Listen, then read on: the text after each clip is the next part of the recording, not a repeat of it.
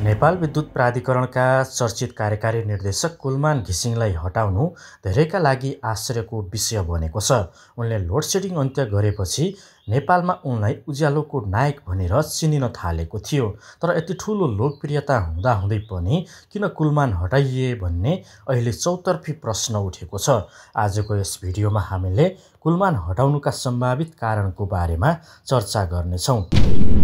कुलमान घिसिङ 2073 सालमा कार्यकारी निर्देशकको जिम्मेवारी सम्हालेपछि उनको मुख्य लक्ष्य नै लोडसेडिङ अन्त्य गर्नु थियो। देशमा दिनको 18 घण्टासम्म बिजुली नआउने समस्या अन्त्य गरेर उनले ठूलो सफलता पनि हात पारे।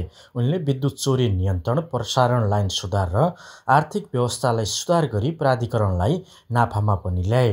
तर यति सफल कार्यकालपछि पनि उनलाई किन हटाइयो?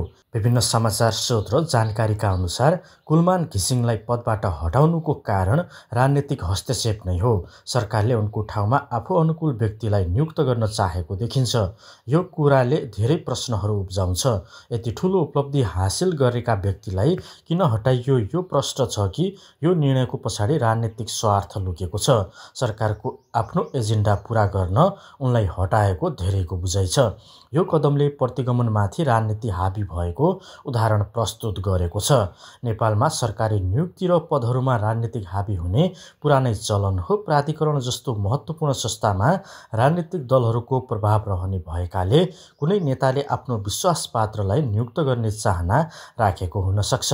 यसरी राजनीतिक दलहरूको दबावले घिसिङलाई हटाइएको देखिन्छ। यसबाहेक सरकारले आन्तरिक रणनीति पनि ठूलो कारण बन्न सक्छ। सरकार नयाँ नीति र दृष्टिकोण ल्याउन चाहिरहेको हुन सक्छ, जसका लागि नेतृत्व परिवर्तन आवश्यक ठानेको हुन सक्छ।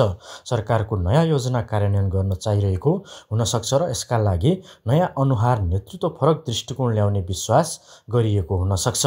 अर्को सम्भावना के छ कि कुलमान घिसिङ हटाइएको पछाडि शक्ति सन्तुलन पनि हो। नेपालमा सत्तासँग नजिक रहेका नेताहरूले महत्त्वपूर्ण पदमा आफ्नो प्रभाव जमाउन चाहन्छन्। यसले गर्दा घिसिङलाई हटाएर राजनीतिक दबावको कारण सरकारले नयाँ नेतृत्व ल्याउनु पर्ने भएको हुन सक्छ।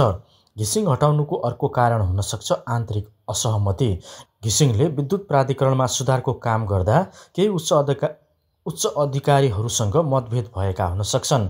यही संस्थाहरूभित्रको असहमति र घिसिङका केही नीतिहरूको असन्तुष्टिले सरकारले महत्त्वपूर्ण ठानेको भए उनलाई हटाइएको पनि हुन सक्छ। कुलमान घिसिङको हटाइनुको पछाडि यी सबै कारण हुन सक्छन्: राजनीतिक हस्तक्षेप, सरकारको आन्तरिक रणनीति, शक्ति सन्तुलन र आन्तरिक सहमति। तर यस निर्णयमा जनता भने असन्तुष्ट देखिएका छन्। आगामी दिनमा कुलमानको स्थान लिने नयाँ नेतृत्वले प्राधिकरणलाई कस्तो रूपमा अगाडि बढाउँछ त्यो भने हेर्न बाँकी नै छ। तपाईलाई के लाग्छ? कुलमान घिसिङलाई हटाउनु ठिक थियो? तपाईको विचार कमेन्टमा लेख्न नबिर्सनुहोला।